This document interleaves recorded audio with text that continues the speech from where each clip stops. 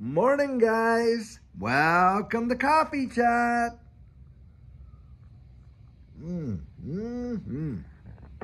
Well, guys, I'm up a bit earlier today because I'm going to the doctor, do my annual physicals, just to hear him say, well, you're getting older. Don't you think I know that? Anyway, I did share, though, my first sip of coffee with you guys right there. I'll tell you what. I love saving that, guys, because it makes me feel like I'm really actually more connected to you because, here we are, we're doing this coffee chat, and I want to share it with you. So I save that first sip most all the time so that I can have it with you and we can talk about it together. I'll tell you what, wow. Guys, I'm reading an article today, and it's on an interview that Biden gave on CNN. And here he is. He's saying, oh, we've turned the economy around. What an absolute, they have got to be living in Wonderland, because the fact of the matter is the economy is anything but turned around. I'll tell you what, it is on a downward spiral and fast. True inflation, real inflation is going absolutely nuts. Now, we saw Federal Reserve go out there and pause the rates, but guys, they are itching to cut them. So they got to build this narrative that, oh, somehow the economy's turned around. But do you know, in the statistics that they use to measure inflation, they don't include energy costs nor food costs. Now, that is absolutely insane, because the reality is, and we all know, when it hits the actual street brass tacks, it's our power consumption, our gas, our, water, all the utilities we use. And of course, when you go to the grocery store, that you are seeing the biggest impacts, because, hey, going to the grocery store and getting your, your food for the next week or 2 weeks, that's not discretionary spending. You got to eat to survive. And hey, you got to keep the AC on, you got to keep the heat on, you got to keep the lights on and all of that if you're going to have any kind of life at all. And so they know that these are like, non-discretionary expenses, but they absolutely are keeping it out of the stats, of the information, the data they use to create the statistics for these inflation numbers. So guys, we know it's just a dog and pony show, zero doubt. Wow. Now, something else that is just making a big trend this morning, and I saw this come over on X, and I don't know who originally posted, or I would give them the absolute shout out, but it's this whole deal where Trump has come out saying, hey, Biden doesn't even know what crypto is. And so if you really want to, have a kind of like playing field when it comes to this digital asset space, well, you better vote Trump and all of that. Guys, it is amazing how much influence this space has absolutely, the bite it has taken out of, our society, because it wasn't that long ago, you would have never heard anything about crypto or digital assets or anything, especially when it comes to an election and the platforms of these candidates. And I'm not advocating either one. The point I'm making here is this.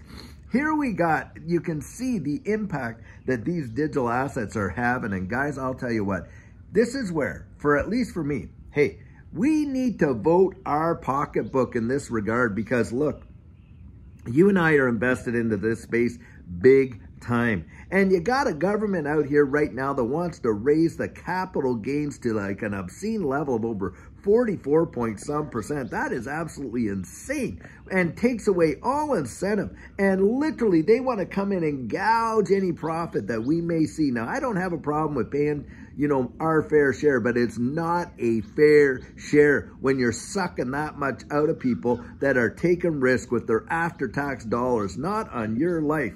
And this is where, guys, and by the way, look, don't buy this whole narrative that people, oh, well, there's no laws on crypto and therefore no tax. That is just sheer and utter hogwash. Those people that come out with that. And because, guys, we have an entire tax code that deals with all kinds of gains, and stuff that they don't have to spell it out, A, B, C, D, E. And there is legislation to govern digital assets and crypto in the United States.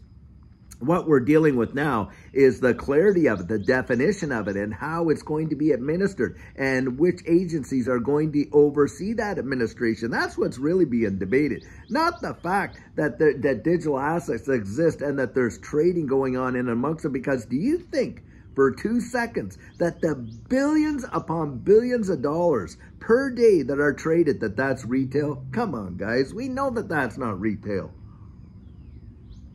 You're dealing with big-time global institutions and major investors on a large scale that are moving that kind of volume every day. That's for sure.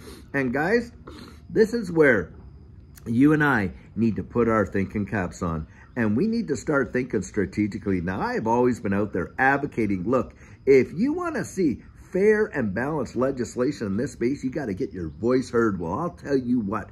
One way that you can really let them know how you feel and think is to get to the ballot box and vote it. Guys, do not throw that liberty away by not going out and exercising it. I'll tell you what, whichever way you go, at least, for goodness sakes, exercise the freedoms that you have to make a choice. Because I'll tell you what, people in our families, most all of our families, someone somewhere paid the ultimate price so you and I could do that. And so I advocate getting out there and making your voice heard. Now, I've come on this channel. One person I've advocated for sure is John Deaton out there in Massachusetts. Why? Because, guys, this guy has really gone out there to defend the average folks. Zero doubt from what I've seen.